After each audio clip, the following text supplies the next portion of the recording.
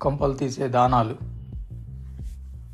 ఈ యుగంలో దాన ధర్మాలు, వ్రతాలు, నోములు, పండుగలు అంతూ పంతూ లేకుండా పెరిగిపోయాయి. హిందువైన ప్రతివాడు పుట్టిన దగ్గర నుండి చచ్చేంత వరకు, చచ్చిన తర్వాత కూడా, పుట్టినరోజు పండుగ నుంచి చచ్చిన రోజు కర్మకాండ దాకా సర్పము పురోహితునిపై ఆధారపడే విధంగా విపరీతంగా పెంచివేయబడింది.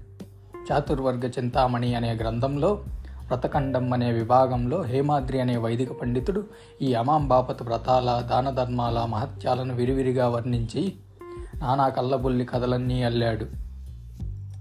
ఏకాదశి ఉపవాసం, ద్వాదశి పారాయణం, శివరాత్రి ఉపవాసం, మాఘస్నానం, కార్తీక స్నానం ఇత్యాది వైదిక కర్మకాండను పరమయాంత్రికంగా, అర్ధరహితంగా పెంచివేసి హిందూ సంఘం యొక్క ఎముకల్ని ఏరుక తినే పురాణ బుక్కగా పురోహితుడు తయారు కావటానికి అవకాశం కల్పించాడు.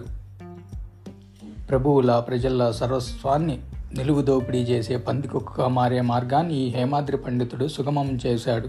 నన్నయ్య ప్రారంభించిన ఈ మార్గం ఈ రూపేణ పరిణితి చెంది రెడ్డి యుగంలో స్వర్ణ స్వరూపాన్ని సంతరించుకోగలిగింది.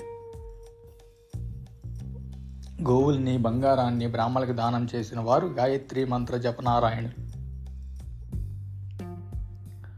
బ్రాహ్మణ కాళ్ళు గడిగి వాటిని తాకిన వారు కురుక్షేత్రంలో కణికంత బంగారాన్నైనా బ్రాహ్మణులకు దానం చేసిన వారు బ్రహ్మ నివసించే సత్యలోకంలో యుగ యుగాల దాకా సుఖంగా ఉంటారని బ్రహ్మదేవుని నోటి ద్వారా శ్రీనాథుడు తన కాశీఖండంలో చెప్పించాడు.